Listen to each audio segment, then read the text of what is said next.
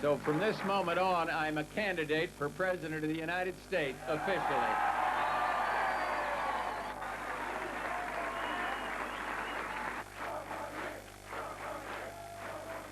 Imperial communism became a four-letter word, D-E-A-D, dead.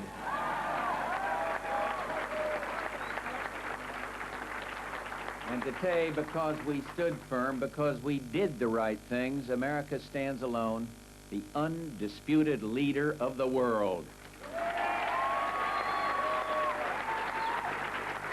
Bush e o seu discurso triunfal.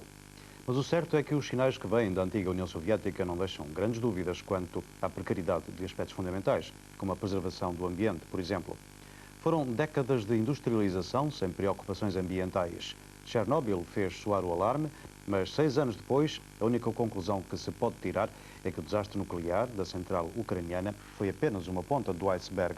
Milhares de pessoas morrem todos os anos vítimas de doenças provocadas pela poluição industrial. A situação é grave e as autoridades ucranianas, por exemplo, já pediram ajuda internacional. Mais uma vez. Donetsk é uma cidade do leste da Ucrânia. À sua volta estão situadas algumas das minas mais profundas do planeta. E, de acordo com os que lá trabalham, as hipóteses de morte ou de acidente na mina são de 1 para 10. A verdade é que já morreram vários mineiros devido à infiltração de produtos tóxicos nos túneis. As minas de Donetsk são apenas um caso. Não se sabe quantos outros. Os Estados da antiga União Soviética herdaram do Império Comunista inúmeros problemas dos quais só agora começam a dar-se conta. Um deles é o da poluição industrial. Quando muitas das fábricas do Estado foram construídas, produzir era a palavra de ordem.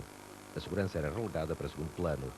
Agora, em algumas cidades da antiga União Soviética, a esperança de vida dos trabalhadores da indústria desceu para os 44 anos e a taxa de natalidade é muito baixa. Nos hospitais do Estado, as enfermarias para os doentes de cancro estão cheias. E nesses mesmos hospitais dão entrada todos os anos entre 50 e 60 crianças com leucemia. Todas elas vêm de zonas muito industrializadas.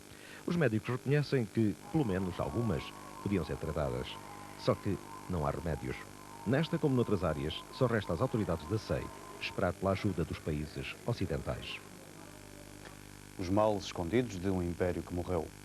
Esconder os males foi uma preocupação constante dos dirigentes soviéticos. A poluição, as fugas radioativas, os insucessos económicos e tecnológicos, os males sociais.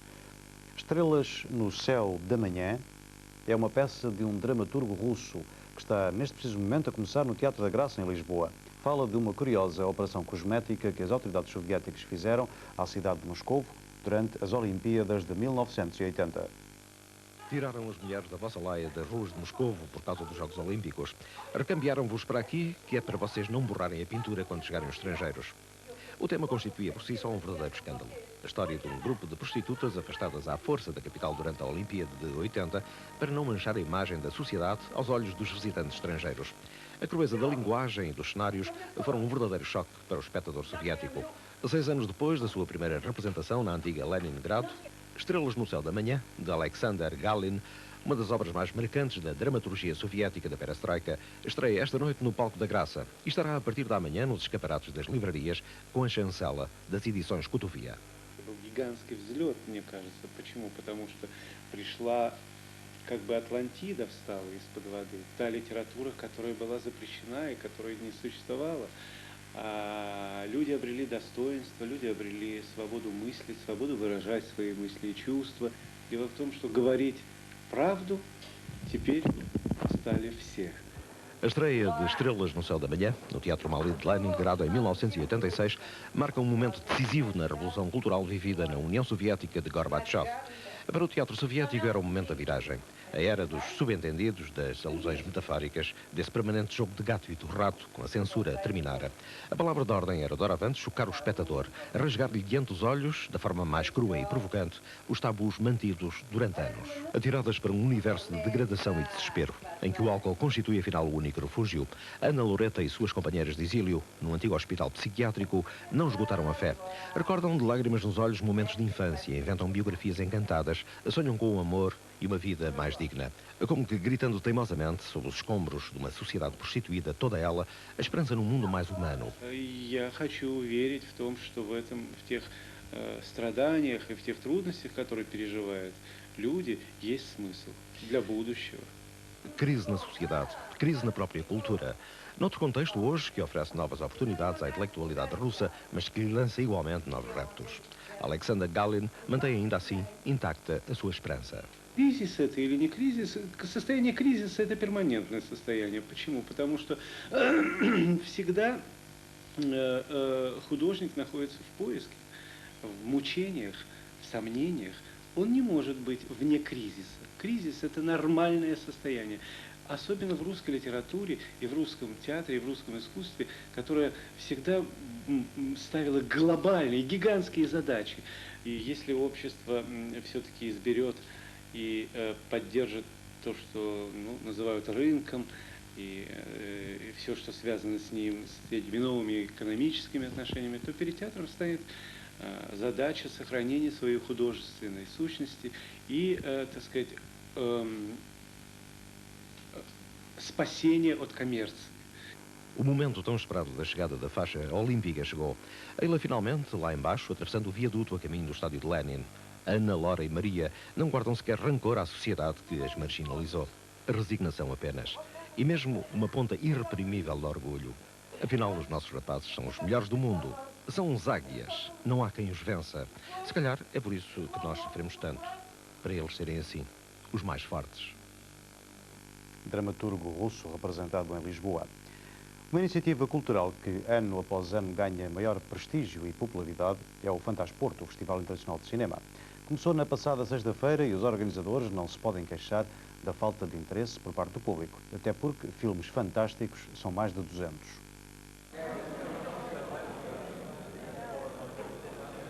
Sucesso confirmado pelo público que tem esgotado as sessões principais do Fantasporto. 12ª edição do Festival Internacional de Cinema do Porto, que já não é só o festival dedicado ao género fantástico, mas a toda a sétima arte, o que vem servir um número crescente de cinéfilos. O festival, que hoje está no 4º dia do programa, decorre até o próximo fim de semana. Do programa oficial, que prevê exibição em 5 salas de cerca de 250 filmes, há para todos os gostos cinéfilos. O humor dos Monty Python, numa retrospectiva completa da sua obra, o cinema de animação pós-Disney, também em retrospectiva, e ainda o cinema produzido no México e em Hong Kong, duas cinematografias completamente desconhecidas entre nós.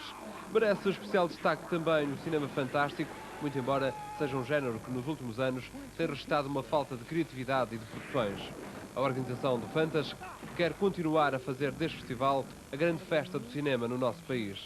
Se os apoios se mantiverem, se os apoios até evoluírem, porque de facto o festival se calhar merece, a prova vai estar durante estes 10 dias no Porto, eu creio que o festival continuará a ser aquilo que é e mais ainda. Até domingo há muito e bom cinema para ver. A festa de encerramento está marcada para sábado, onde serão anunciados os vencedores e exibido em antestreia o filme The Addams Family, uma comédia de terror familiar baseada numa popular série de TV dos anos 60. Festival Internacional de Cinema do Porto, o Fantasporto, a última notícia deste Jornal das 9. E hoje foi um dia também marcado por outros acontecimentos. Em Estrasburgo, o Parlamento Europeu aprovou o pacote Delors II, que pretende aproximar o sul da Europa ao norte desenvolvido. Isso significará mais dinheiro para Portugal, Grécia e Irlanda. Manifestações sindicais em Lisboa e no Porto, promovidas pela CGTP, contra os 8% de aumento para a função pública e outros problemas relacionados com a contratação coletiva. Também a protestar na rua estiveram os alunos da escola secundária de Linda a Velha. Cortaram a autoestrada do Estoril porque querem mais segurança na escola, o que já lhes foi prometido pelo Ministro da Administração Interna. No Porto, o protesto dos alunos virou-se para a PGA. Andaram pelas ruas a dizer que PGA assim não dá. Nos Estados Unidos, George Bush anunciou a sua recandidatura, o que não surpreendeu ninguém. Quer ser vice-presidente por mais 4 anos, disse ele aos americanos. Daqui a 9 meses, os americanos dirão se aceitam ou não a oferta do presidente. Foi o Jornal das 9, 115 anos depois de Alexander Bell promover a primeira ligação telefónica entre duas cidades americanas, Boston e Salem. Boa noite, até amanhã.